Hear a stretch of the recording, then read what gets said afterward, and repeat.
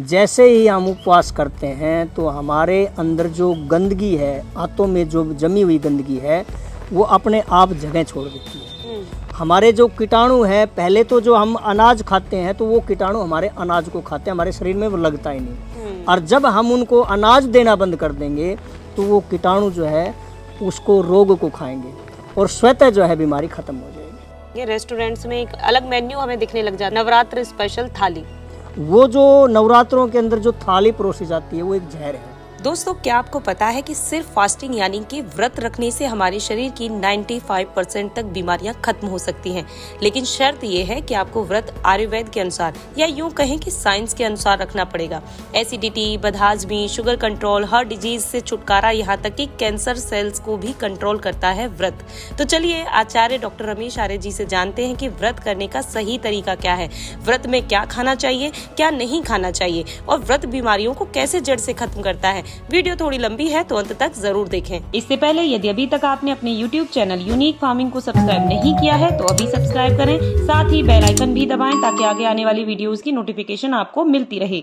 Video शुरू करने से पहले आपको बता दें कि आचार्य डॉक्टर रमेश आर्य जी की वीडियो हम आपको पहले भी दिखा चुके हैं कि कैसे आनंद मठ में लीवर और जोड़ों से जुड़े दर्द को बिना ऑपरेशन ठीक करते हैं। सिर्फ नेचुरोपैथी और पंचकर्म से वो बीमारियां भी ठीक कर दी जिनका इलाज एलोपैथी में नहीं था। नमस्कार सर। नमस्कार बहन जी, नमस्कार। वैसे हम अपने चैनल पर आपके जरिए बहुत अच्छी जानकारी लोगों को दे रहे हैं जी।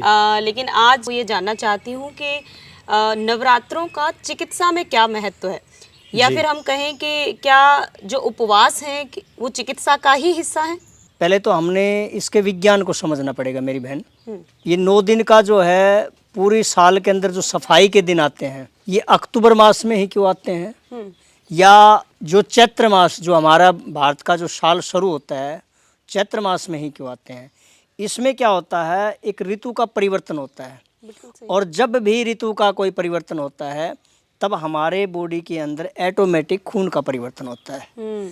और इसके अंदर अगर आप उपवास करके, और उपवास भी ठीक एक वैज्ञानिक ढंग से अगर नवरात्रों का जो है पूरा पालन करते हो तो मैं ये समझता हूँ कि आपके शरीर के अंदर पूरा स्वास्थ्य ऑटोमेटिक आ जाएगा, आपकी जीवनी शक्ति बढ़ जाएगी।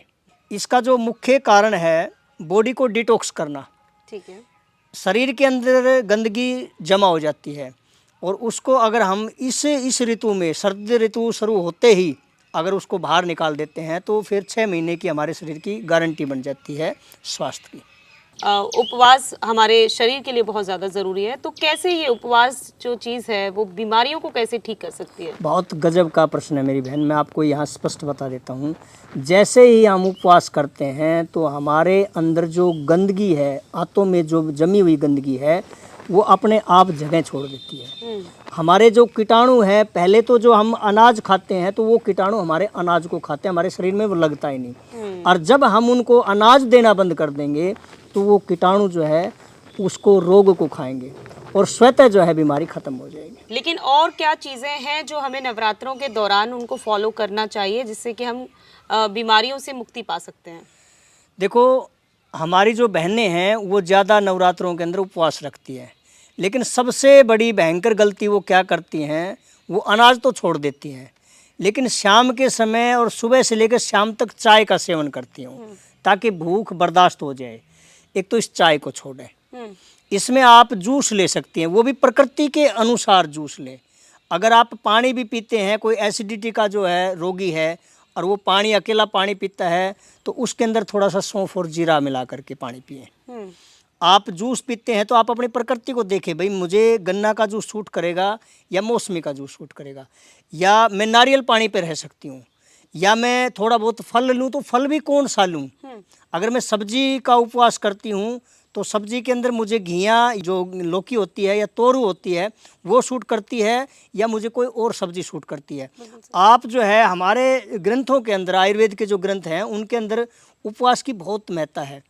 उसमें जो है हम पानी पे उपवास करवाते हैं, उसमें गाय की लस्सी का उपवास करते हैं, दूध पे उपवास करते हैं, फलों पे उपवास करवाते हैं, सब्जी पे उपवास करते हैं। इस प्रकार जो है ये उपवास की परंपरा है। लेकिन ऐसा होता है ना कि बहुत लोगों का ये कहना होता है कि वो उपवास रह रहे हैं, अब उन्हें वीकनेस फील हो रही है, उन्हें चक्कर महसूस हो रहे हैं, तो उन्हें वो कुछ ना कुछ ग्रहण करना पड़ता है। उपवास के अंदर ज़्यादातर जो है फलों का सेवन कर सकती है। फिर भी अगर वीकनेस जो आपने कहा भी कमजोरी आ जाती है, तो मैं आज एक पूरा जो है बहुत बढ़िया चीज़ बताता हूँ। एक मुनक्का होती है, मुनक्का, उसको आप जो है दिन में 2-3 बार उसका भिगो करके पानी पिए। स्वतः इम्यून सिस्टम पावरफुल हो जाएगी और भूख भी जो है बर्दाश्त करने की शक्ति आ जाएगी, जीवनी शक्ति जागृत हो जाएगी। और इन नवरात्रों के अंदर इस उपवास के दौरान अगर आप प्राकृतिक चिकित्सा ले देते हैं, आप मिट्टी का लेप कर लेते हैं पेट के ऊपर, या फुल बॉडी मिट्टी लेप कर लेते हैं, या मिट्टी की पट्टी रखवाते हैं, या भूमिगत हो जाते हैं, या मसाज पंचकर्मा करवाते हैं, तो फिर जो है 4 चांद हो जाते हैं। नवरात्रों के दौरान मतलब अब ऐसा कह सकते हैं कि हम बहुत सारी बीमारियों से मुक्ति पा सकते हैं अपनी भक्ति के साथ। बिल्कुल बिल्कुल, प्राकृतिक चिकित्सा और योग में और आयुर्वेद में वो शक्ति है जो नवरात्रों को सफल बना सकती है। जैसे ही नवरात्रि नजदीक आने लग जाएंगे, रेस्टोरेंट्स में एक अलग मेन्यू हमें दिखने लग जाए, नवरात्र स्पेशल थाली, जी, तमाम तरीके के उसके अंदर भोजन हमें मिल जाते हैं और व्रत का भोजन कहने के नाम पर वो मेरे ख्याल से लोगों को परोसा जाता है।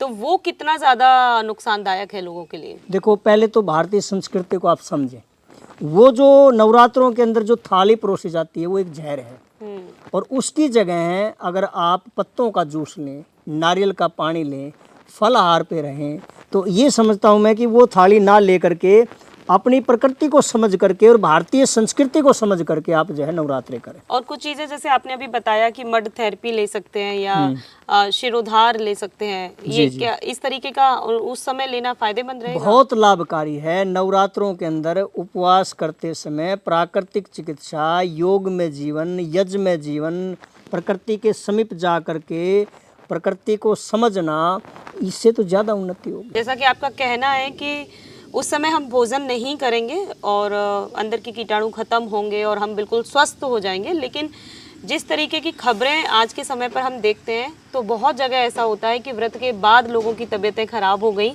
और अस्पतालों में वो भर्ती हैं। क्यों? क्योंकि वो जो मिलावट वाला कूटू का आटा हो गया या सिंगाड़ी का आटा हो गया, उन चीज़ों का वो बहुत ज़्यादा लगातार सेवन करते हैं और यहाँ तक कि बहुत ज़्यादा मुझे ऐसा लगता है कि तला भुना भोजन भी नवरात्रों के दिनों ही ज़्यादा खाया जाता है। देखो उसके बीमार होने के 2 कारण हैं। एक तो आदमी जो है 9 दिन तक उपवास में रहता है, उसको अच्छी भूख लगती है, वो क्या करता है अधिक भोजन कर लेता है। दूसरा बेमेल भोजन कर देता है। उसको ये ज्ञान होना चाहिए, नॉलेज होना चाहिए कि मैंने ये 9 दिन तक जो है मेरे पेट की, मेरे शरीर की सफाई हुई है, तो इस सफाई के बाद में मैं अगले 3-4 दिन तक हल्का और सुपाच्य भोजन लूँ। खिचड़ी ले सकता है, वो दलिया ले सकता है, वो उबली हुई सब्जी ले सकता है, वो फलाहार पे थोड़ा सा और अधिक ले करके भी काम चला सकता है। लेकिन सीधा अगर आप जो है तली हुई चीज़ें खाओगे, अधिक तीखी चीज़ खाओगे, नमकीन चीज़ें खाओगे, तो फिर बीमार होना अनिवार्य है। ठीक है, ये बहुत अच्छी चीज़ें आचार्य जी ने हमें समझा दी हैं और अधिकतर बहुत ही लाजमी सी बात उन्होंने बताई है कि जब हम 9 दिन के व्रत के बाद अचानक से जब व्रत खोलते हैं तो हम सीधे तीखा खाना खाने या तला भुना खाना खाते हैं और अधिक मात्रा में उसका सेवन कर लेते हैं, जिसकी वजह से बहुत सारी समस्याएं आ सकती हैं। और उसके साथ ही उन्होंने बताया कि किस तरीके से आप व्रत के माध्यम से अपनी उपासना, अपनी भक्ति को पूरा करते हुए अपने शरीर को किस तरीके से आप स्वस्थ रख सकते हैं।